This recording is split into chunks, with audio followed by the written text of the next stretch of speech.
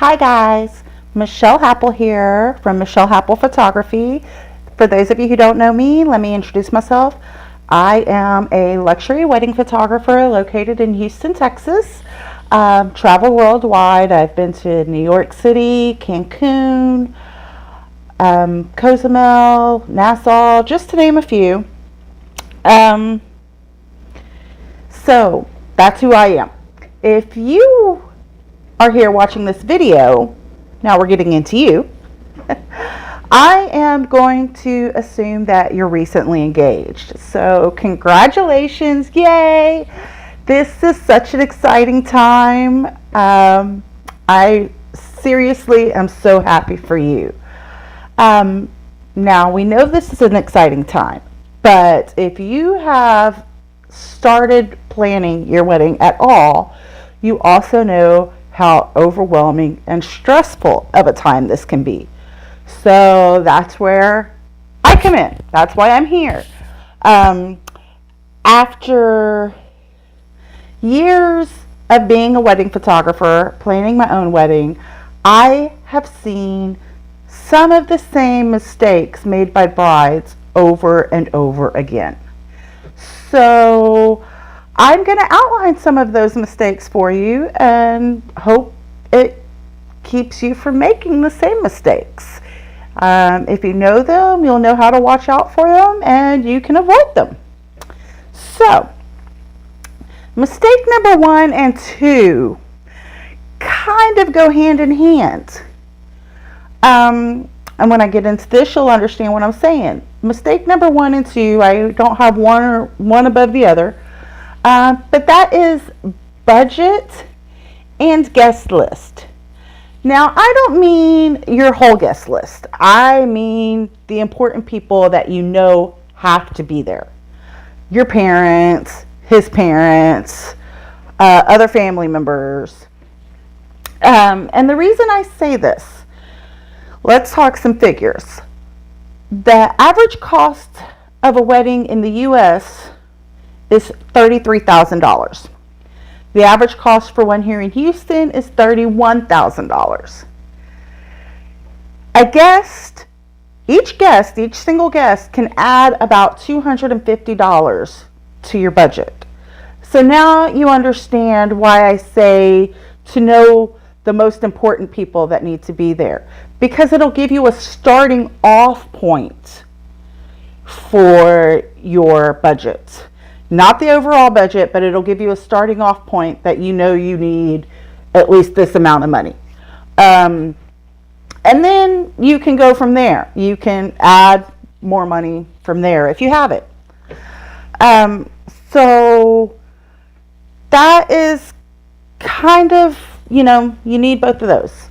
And you need to know your budget in order and how many people you plan on having for your venue. You want to make sure you get the right size. Your photographer asks how big of a wedding it's going to be. Pretty much all of your vendors need to know the approximate size of your wedding. So you need to know how big of a wedding you want it to be in order to determine your budget. And once you have your budget, stick with that. That's probably one of the biggest stressors of planning a wedding is when you deter from your budget. So that's number 1 and number 2. Number 3 is doing it all yourself. You don't have to do everything yourself. You have a wedding party, and I can almost guarantee you that they will be more than happy to help you with whatever they can. From things like place cards to stuffing wedding favors, that they're there to help. They will help you. And this also goes for your mom or whoever you have taking care of the majority of the details day of. You don't want to overwhelm them either. You don't want to overwhelm any one person. You love them all, and they are all here to celebrate this day with you. They want to enjoy it along with you. And if they're stressing over things that they need to do, that's not going to happen. So My advice is, if at all possible, get a planner. They will assist you every step of the way. It's their job to take the stress off your plate, to take care of the little details. And, you know, that's what they're there for. If you need referrals, I know of a number of awesome planners that work in every budget. So just, if you can, get a planner. Okay, number 4, not scheduling enough time for individual things on the day of your wedding.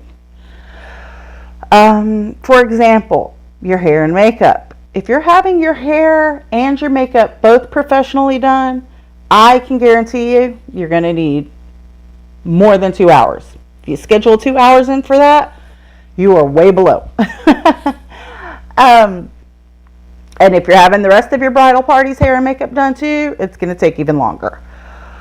But I mention this because if one thing gets behind on the day of your wedding, it throws the rest of the day off.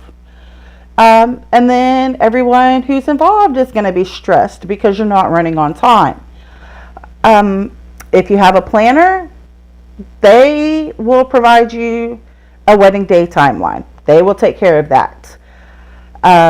If you don't have a planner, there are many online resources. Just Google wedding day timeline samples and you can find quite a few. I know that I, as a wedding photographer, provide wedding day guideline timeline samples to my clients. So there are many resources. That's all I'm trying to get at for that. So just make sure you plan enough time for each individual thing on the day of. Okay, and last, number 5. I know I'm a bit biased here, but your wedding photography. It goes without saying that those wedding photographers with more experience are going to be more expensive than those without the experience. But I see so many people not prioritizing their wedding photography as one of the important things. It doesn't have to be at the top of your list for budget, but it needs to be up there. And the reason I'm saying this is, think about it. Once the day is over, all you have left of your wedding is your memories and your photographs. You want someone with the experience that you know you'll be able to trust them. You don't want to have to worry about not having great photos of the day of your wedding. So that's one of my biggest personally, but then again, as I say, I'm biased. So that's it for my top 5 mistakes. But the last one brings me on to what my next video is going to be, photography. My next video is going to be about questions you should ask your wedding photographer. So hope you'll tune in for that one and see you then. Bye.